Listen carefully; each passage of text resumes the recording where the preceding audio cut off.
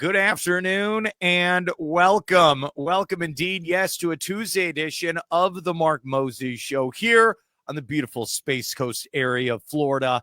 And we are always broadcasting from the Anidjar and Levine Accident Attorney Studios. That's right. Take back control of your life. Call them today, 1-800-747-FREE. That's 1-800-747-3733. Anidjar and Levine Accident Attorneys. Also want to give a shout out to Chumley's Depot in downtown Melbourne, where friends meet. Our new official sponsor of What's on Tap. I'll tell you what's on tap. We're going to talk to this guy in a second. He's Alan Zlotorzynski with Brevard Sports Network and our great friends at Walk On Sports Bistreaux there in Vieira. Let's bring him on. He's a great man. He's clean shaven. It appears his sister is going to be on a future episode of the Family Feud. He is Alan Zlotorzynski. How you doing, buddy? I'm doing great, Mark. Thanks for having me, buddy. Yeah, I saw those photos on Facebook because I met your sister. She's awesome. Yeah, she's cool. Yeah, your sister, her and her family, they posted the photos. They can't spoil it. Nope. They're on an episode of the Family Feud with Steve Harvey. My question for you is, why were you not invited? Why are you not in this episode? I am the black sheep, and I had no idea any of this was even going on. So, yeah, good luck, sis. I mean, I hope they win the 10 grand. Oh man, here's what it shows in the photo, and you broke this down to me before we came on. So it's your sister, her husband, her daughters, her stepdaughter. Is this right? Yep. So those are the 5 that get to compete. All right. If I go on the Family Feud, you're going to go on. You're a family member. It'll be you, me, my dad. Ooh, who else can we get? Well, you got your mother, your brother, and your sister. But you'll be on the team. It's like, it's my cousin Alan. Just stick me down at the end. Stick it on the end. And you'll give a suggestion. And I'll say no. Yeah, just put me, as long as I ain't got to kiss Steve Harvey, put me down at the end. Dude, those photos are awesome. I can't wait to see this episode of the Family Feud. It's going to be awesome. It really is. Yeah. I just hope it's not a career ender. That's what you're talking about. Alan, you do a great job here in Brevard County with Brevard Sports Network. You've been very busy with postseason baseball and softball. What's going on today here on I believe a Taco Tuesday? What is going on with high school sports, Alan? Nothing today. Everything starts tomorrow. We've got district softball, not district softball. Let me rephrase that, Mark. We've got state regional quarterfinal softball. We had 8 Brevard County teams reach the state tournament. So congratulations to them. 1A through 4A will begin tomorrow, and 5A through 7A will begin on Thursday. We've got 1 baseball team left that are the Vieira Hawks. They will play in the 6A2 regional finals at Bloomingdale Wednesday and Thursday. If there should be a game 3, it would be Saturday at USSSA Stadium. We've also got the state track and field championships coming up this weekend in Tallahassee. We've got Satellite playing in regional final beach volleyball today. So we've got a lot going on in the world of sports here locally. Yeah, you're not kidding around. And I think it was Saturday, your team was out for like Pee Wee football, and it looked like it was Gorilla Man camera work. I like this. Okay, explain what you guys did, because it looked like you were on the field recording this as the games were going on. Yeah, we do the flag football and the youth 7-on-7. We'll get behind the kids and stick the cameras right in their faces, so to speak. And the kids love it.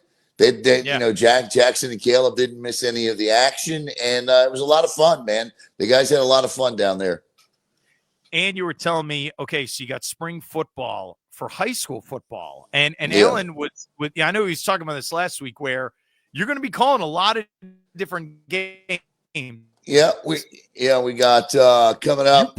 We've got this though. Are they actual spring games?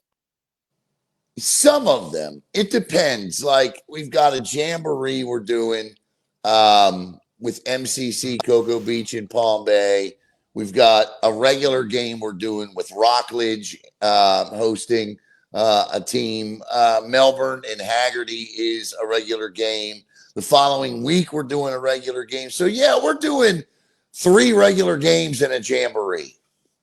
Yeah, it sounds like your 1960s rock album. That's what that sounds like right there. Yep. Do you like that? Do you like that? Do you like this idea, Alan, that some do a regular game, some don't? What's your thoughts on this? I don't care, to be honest with you. As it pertains to spring football, you look at like Titusville and Astronaut, and they're doing intra-squad scrimmages. As far as the jamboree or a game is concerned, you get a game anyway. It's like they play against this team for a half. I kind of like the jamboree a little bit, Mark, because you get to see them play 2 different teams for a solid half of football, which I kind of like because you're going against different opponents. So I think it gives the kids and the coaches a little bit more of a blueprint for maybe where they are and where they need to go moving into the summer.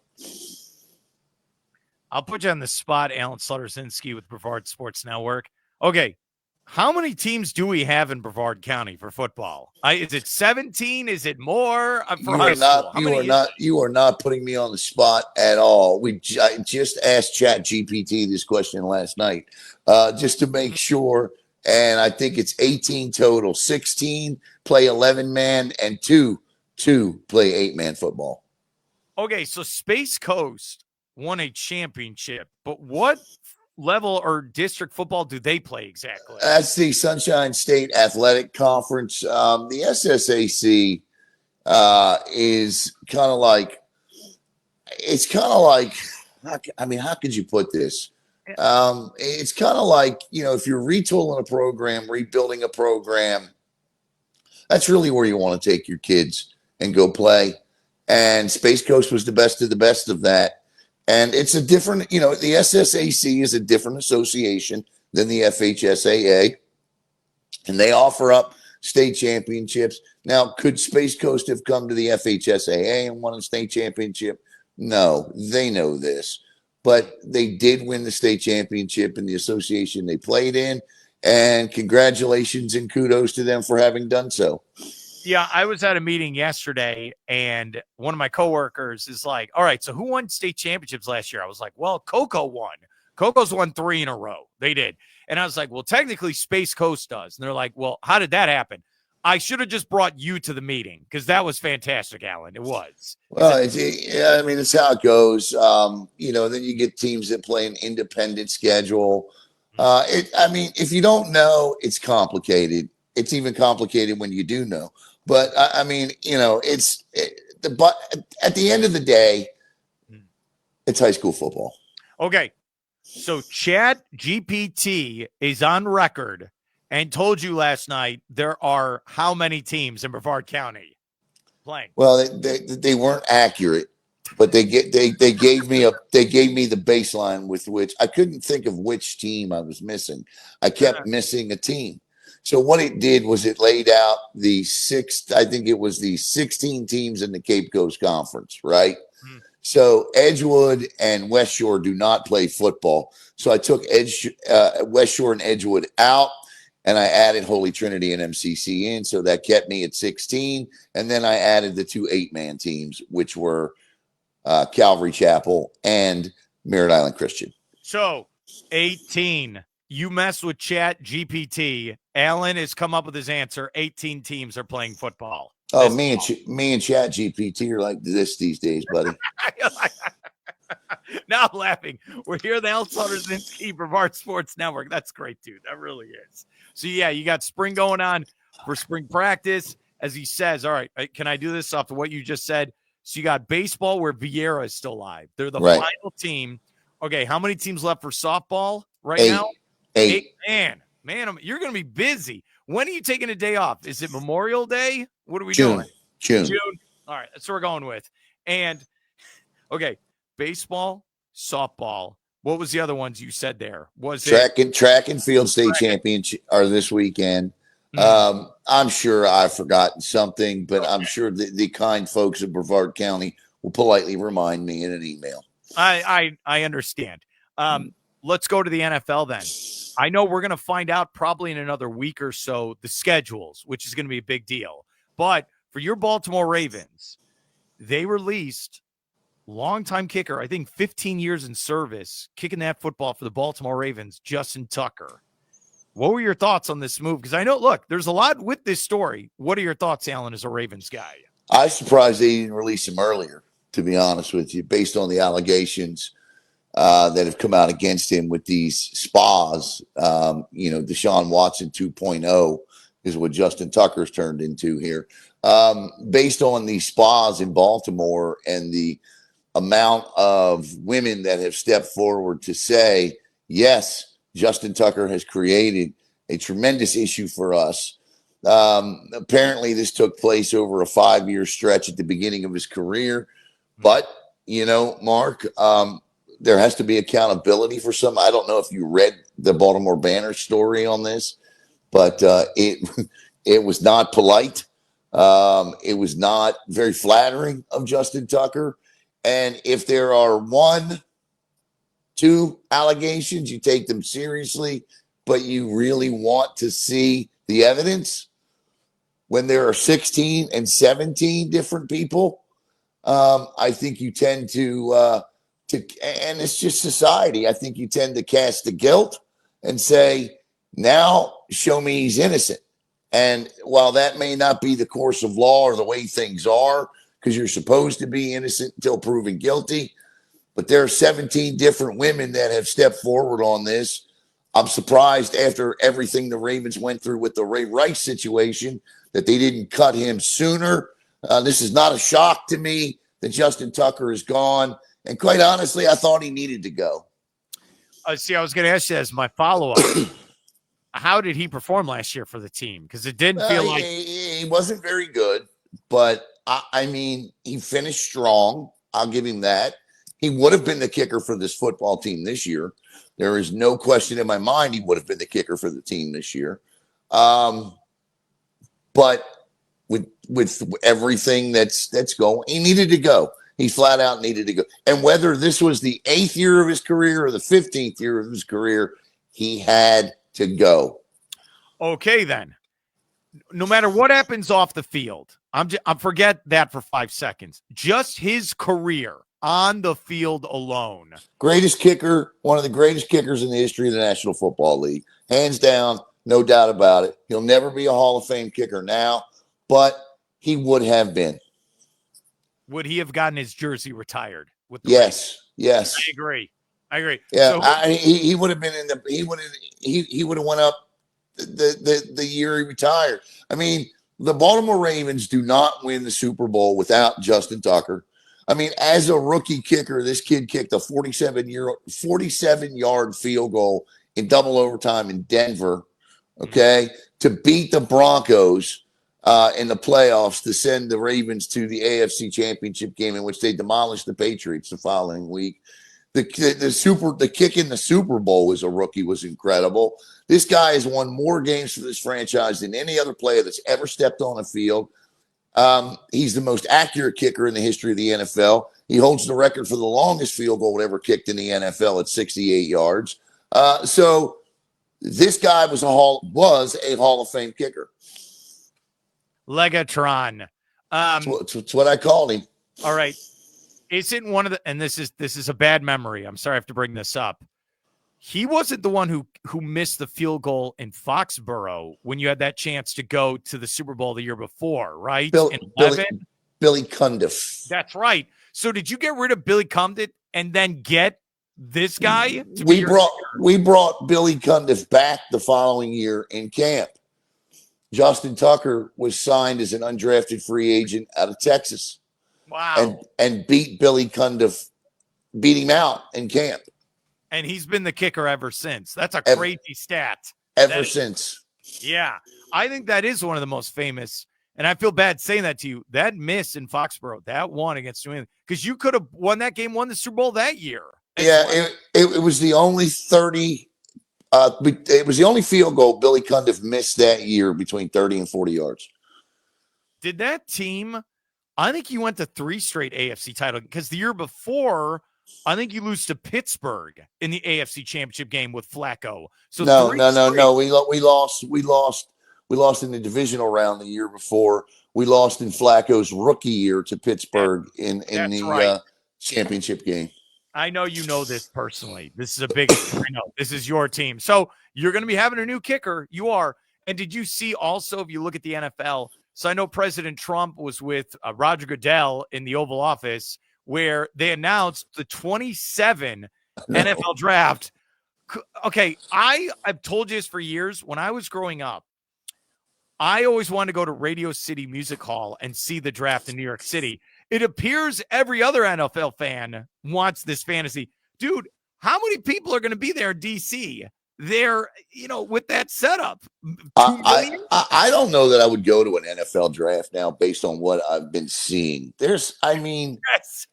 Why would I stand amongst that many people to hear college players' names called? If it's Radio City Music Hall and I'm sitting up in the balconies with the crazies, that's one thing. But I'm not standing in the middle of, between the Washington Monument and the White House, the mall. I'm not standing in the mall waiting to hear who the first round draft pick is. I'm not doing it. You're going to have to bring a diaper. I'm not kidding around because like you saw that in Green Bay 2 weekends ago where it's like they're at Coachella or they're at Woodstock. It's funny. It's funny you mentioned that yesterday because I happened to be watching the news yesterday. I just had the news on in the background working, and I hear Donald Trump talking, and I look up because every time that man talks, you got to look up and listen to what the hell's coming out of his mouth, right? So I look up, and I'm like, all right, what's he doing today? And because you just never know. That's the beauty of this presidency. So you look up and you go, wait a minute. Is that an NFL draft sign behind him? I know. And then you go, wait a minute. Is that the NFL commissioner standing next to him? That's right. You go, yes, it is. It is. So you know what's funny about that is if I would have told you 10 years ago, here's what would be going on. So the president is there with Roger Goodell. You're right. Bringing up the 27 NFL draft will be right there in front of all the monuments, all that stuff. And then Trump goes into how it's a good idea to open up Alcatraz. Right. What? Yeah, I could. I mean, you're right. That's what caught my attention when I'm, working and I hear him say, well, I think opening up, good, Alcatraz, let's open it up, right? Let's rebuild it. And I'm like, what the hell is he talking about opening Alcatraz? And I look up and I'm like, what the hell is Roger Goodell doing there? What's he got to do with Alcatraz? They'll move the Raiders there. They'll play in Alcatraz. It is a wild world we live in, Mark Moses. Dude, there was in Green Bay, they said I think like 200,000 people. Okay, Green Bay, Wisconsin, for everyone watching, is about 100,000 people. I was going to say that's not even that's twice the size of their population. I mean, what is Green Bay, Wisconsin? The size of Melbourne? Like when you think about it, the population wise, could you imagine you're in Melbourne and then all of a sudden by the Melbourne Square Mall, there's an NFL stadium? Yeah. It'd be like having Lambeau Field down on the Indian River. Yeah, that's exactly what it would be like. Man, you're right. When I tell that to, especially like my coworker MJ, we were at the draft party and she's looking at that crowd and she's not a big football fan. She's like, what is someone coming on stage for a concert? Oh no. Like you said, Alan, we're just going to make draft picks. Yeah. We're just going to call off the best players in college football for 3 days and 200,000 of you will stand here and get drunk. Would you go if it was in Tampa? No. Would you? No, you just would not go. I look. I'm at that age where I don't want to deal with the crowds like that. Dude, let me tell you this. Going and you've been there. I went to the Florida Georgia game there in Jacksonville. I finally did it 2 years ago. I did it, and it was one of those things. They're like, you better get there early better, if you're driving up 95 to get to Jacksonville on that Saturday, you better get there early. Dude, I was there 3.5 hours before kickoff, and that traffic was nuts then. But luckily, I could. And what's funny with Jacksonville, your media parking is still like a mile and a half away. It sucks. It's terrible in Jacksonville. So you're like, I'm not kidding. I parked my car. And I just parked it, and I got to that stadium 3 hours early. You had to. If you would try to get around there an hour before the game, forget it. You'd still be stuck on 95 trying to get to the stadium. When I went up to cover the Ravens a couple of years ago, I parked my car, and I thought, ain't no way I'm walking that far. I looked, one of those guys in a bicycle came by. He's like, you want to ride? I'm like, yep, let me get in the back of that thing. You did that. So, man. Hey, at least you were going to a football game. Yeah. That's just a draft. You're right. You're up there. Okay. No, I wouldn't do it. Listen, I told you back at that Florida State game, you'll never see me in Gainesville again, ever. You're never doing that drive ever again. Well, it's not the drive. I ain't worried about the drive. It's just that once you get up there, it's ridiculous. Now, I don't mind the bowl games because the parking's pretty close. The proximity for the parking's pretty close. I think they do a terrific job in making it easy to get in, get out, this, that, and the other. I don't mind going, but events that have like the NFL draft, no. I'm going to tell you this. Since we started with your sister, I'll tell you about my sister. She is a University of Texas alumni. She loves the Longhorns. She got her degree. She's legit. She gave them enough money of her hard-earned money. She wants to go to the University of Texas at the University of Florida this fall in the Swamp. She's like, oh, I'd like to see my Longhorns play. And I'm like, do you understand how big of a game that's going to be? Mark Moses, what kind of a brother would you be if you did not take her? Do you understand? And so I try to explain to her. Do you know how much hype it's going to be for that game? Because it's going to be Manning, what's his name? I can't think of his first name. It's Peyton's nephew as the quarterback. And they're going to give him Heisman love. He's going to be with a top Arch. You're right. Thank you. Arch Manning. It'll be Arch Manning and the top 5 Longhorns against DJ Lagway and the Gators. That will be the marquee game. It'll be 8:00 at night. It used to be the 3:30 CBS game of the week for this. Well, they don't do it anymore. I think it'll be under the lights. College Game Day will be there. Dad, how much does the ticket cost? Well, you better get on it now. If I was you, I'd get on it now. I would look. Listen, the game. That's going to be a huge game. Okay, listen to me. If I'm driving you to the game for that level of a football game in the Swamp, I'd go. I'd go see Texas play Florida. I would. I'd like to see Arch Manning and DJ Lagway showdown. Listen, and I think unfair or fair.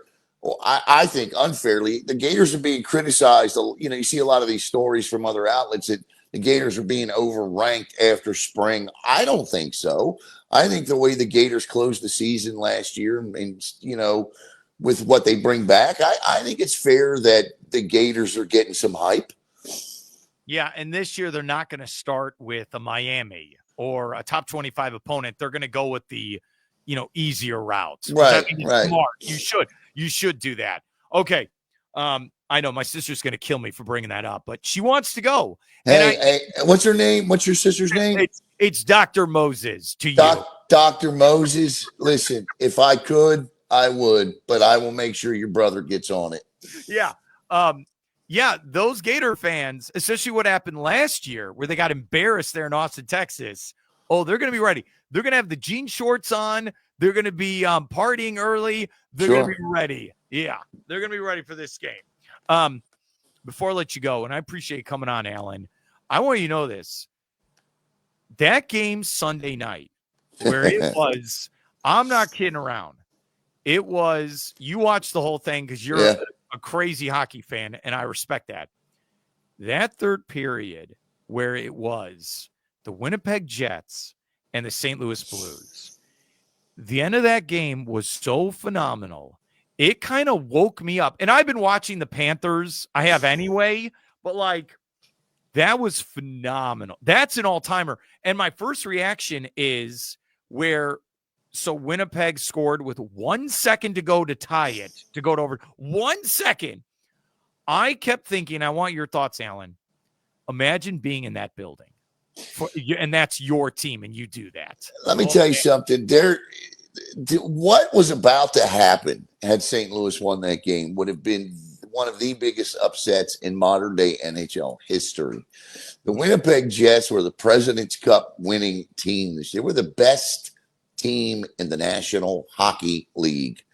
The St. Louis Blues were the number 8 seed, and they had them down by 2 goals with less than 2.5 minutes to play, and somehow allowed Winnipeg to tie that game. The fans and I said this. I was watching the games. Those fans from the start of the third period on, they never sat down.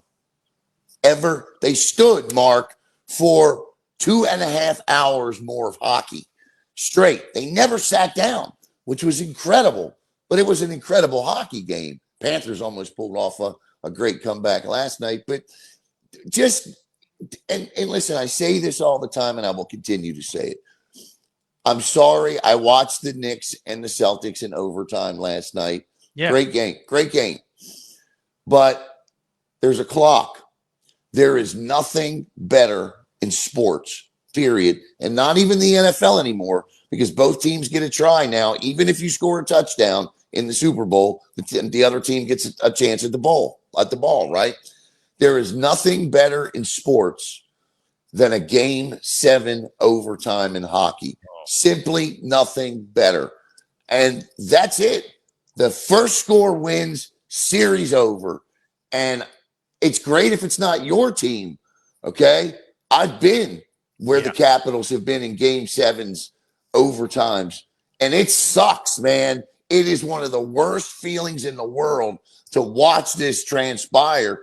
And when you lose, the range of emotions you go through as a fan, from if you win, it's euphoric. It's really one of the most euphoric moments you can experience as a fan if you like hockey and your team scores the game-winning goal in Game 7, right? But if they don't, it ruins your week. Yeah, you're right. That overtime, the first one, and then the second overtime. I think I told you this yesterday on the phone, where it's like there's just this weird energy in the building, and both teams are exhausted, and you're like, and it literally is, someone's going to make a mistake. That's how it is. That's exactly what it was. You know what's funny? I do remember I have been in the situation where my team has won a Game 7, 2013 conference semifinals. We beat the Red Wings at home. Right? I remember we won that Game 7 to finally slay the dragon of the jabronis that are the Detroit Red Wings, who, by the way, aren't in the Western Conference anymore. They're now in the, and you know what's fun, and you know what's weird about that? You can ask any Red Wings fan. Since they moved to the Eastern Conference, they're terrible. They're terrible. Terrible. They should have stayed in the West. Terrible. The other one, the worst of the worst, and I never bring it up, and I will right now with you. 2014, we lost to the LA Kings in a Game 7 at the United Center. And if we win that game, overtime Game 7, we'd win another Stanley Cup. I was as a kid, an 18-year-old kid, I was at the Easter Eve game at the old Capitol Center between the Islanders and the Capitals, in which Pat LaFontaine scored from the blue line in double overtime to eliminate the Capitals. Okay. So I was at that game. I was at the Game 7 overtime when Dale Hunter scored on Ron Hextall to eliminate the Flyers. Okay, so I was at that game. And I was also, now this wasn't a Game 7, but this kind of tells you just the craziness of hockey. I was at a Game 5 between the Penguins and the Capitals, and I watched Mario Lemieux get thrown out of the game in the first period for instigating a fight, okay? And then I watched the Penguins goalie, Tommy Barrasso, go down with a hamstring injury. So with no Mario Lemieux, no starting goalie, the Pittsburgh Penguins still managed to take the Capitals into double overtime and beat them. I called out of work the next morning. I'm not coming into work. You kidding me? We just lost. It's 2:30. I'm sorry. It was 4 overtimes, 3 or 4 over.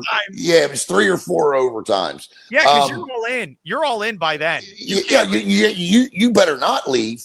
And I didn't get out of there like 2:30 in the morning, and I don't even think I went to sleep. The tears wouldn't let me that night, and just called in and said, I'm not coming in today. My favorite part about hockey, and what you said is absolutely true. It's sudden death. It's not like the wimps of the NFL. And I love football, but you're right. NFL's like, oh, we got to make sure both teams get the ball. Like, right. No. And when they did that, by the way, I remember there was a playoff game with the Chargers and the Colts, and the Chargers scored first to win the game, and Peyton Manning was crying. And then they changed it. I remember this. This is like 15 years ago. When the Chiefs and the 49ers went to overtime, I think it was, and they said both teams possess the ball no matter if the other team scores a touchdown or not. I'm like, what? When did this change? So what I was going to say is what I really respect about hockey is the ushers at the stadium. If there's play going on, you can't go to your seat. They make you stay. They go, no, you're staying right here. And when the puck, we have a dead time. Okay, you can go to your seat. I think all sports should do that. Whistle to whistle, baby. That's what they call it. Whistle to whistle. You're absolutely right. That's exactly what should be in all of sports. Okay, so here's what I did. I got so hyped by the game Sunday night. So I turned on the game last night. So I'm watching the Panthers Maple Laughs, as I call them. Yeah. So they came out. Dude, they scored in the first 30 seconds of that game, the Maple Leaf. And it was like a weird shot. So I'm all in. So then I get so hyped. I'm watching that. During intermission, I break out one of my hockey games from 10 years ago, and I start playing that on Xbox. I'm all in. It takes me a minute, and then I click, and I'm all in. How about you, Alan? Yeah, I got NHL 25. I play it. See, this is the problem with me. I can't play the new games because my Hawks are terrible. I gotta break out the game from 10 years ago when we were still Stanley Cup champions. No, I hear you. I just look. Hockey's a wonderful sport, and the thing I think I love the most about hockey is it really is not a sport that's changed a whole lot through the years. I think it's over 100 years old. The Stanley Cup's the oldest trophy, but stop and think about it. The other night, the St. Louis Blues went from leading by 2 goals with 2 minutes to go to their season was over.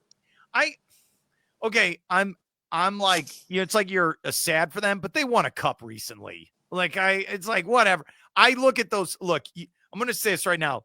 You look at like Winnipeg, Toronto, all these Canadians. Essentially, look, if you're a Jets fan, that's it. That's Ellen. I hope the Canadians. I hope the freaking Canadians never win another Stanley Cup. Right now, country. Yeah, I could care less if the Stanley Cup ever got north of the border again. And I'm actually a little concerned right now because as I look, you've got Edmonton, you've got Winnipeg, and you've got Toronto left in this thing, right? So normally by now, the Canadian teams are all gone. Right? Maybe with the exception of Edmonton the last couple of years, or maybe Vancouver every once in a while, but they're normally not this deep. And so I'm a little concerned, especially since Winnipeg won that game, won that series. That's the best team in hockey. This could be Canada's year. I hope not, but it could be. Well, okay. I know why, Alan, because your team is still alive. Your Capitals. No, it really doesn't have anything to do with that, because if the Hurricanes beat the Capitals, listen, then it's Florida, then it's the Florida Panthers. Right. But I truly listen. I remember when the Montreal Canadiens last won the Stanley Cup back in the early 90s. Patrick Roy, in fact, they called him Patrick Roy back then, right?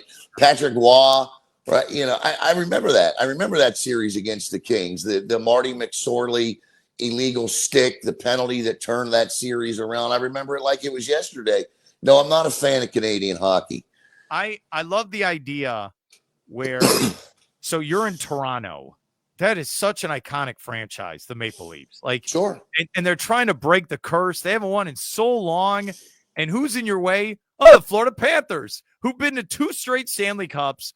They're the defending champs. Again, from Fort Lauderdale or wherever the hell they play, Sunrise, they're in your way. Okay, what? Let's go Panthers. And if it's not going to be let's go Panthers, then let's go Canes or let's go Caps. I don't care. Anybody but Toronto. Is your game on tonight? It is Capitals Canes tonight at 7:00. Caps got home ice. Well, I know where you're going to be watching that game. Exactly absolutely. What it is. I love your hatred for Canadian teams. I love it. I respect this. I really strong. You probably didn't know that about me, but it's there. No, I didn't. And I know the draft lottery was on last night, and the Islanders got it. That's right. Number one. Yeah. Well, at least. Yeah. Okay. Before I let you go, so you're watching. Okay. So here's what I think's happening. You're going to be watching your Capitals, all right, and then the rest of your team will be working tonight. There's nothing going on tonight, so everybody's off tonight. So I'll watch the Capitals and the Orioles. Sorry, Orioles tonight. And then, that's pretty much how the night will go. That's what's on tap. Brought to you by Chumley's Depot in downtown Melbourne. That's what Alan. He just brought up everything that'll be going on. That's exactly what it is. And yes, the Knicks did win. So every single national media person will say how great the Knicks are for the next 36 hours. Right. They won't.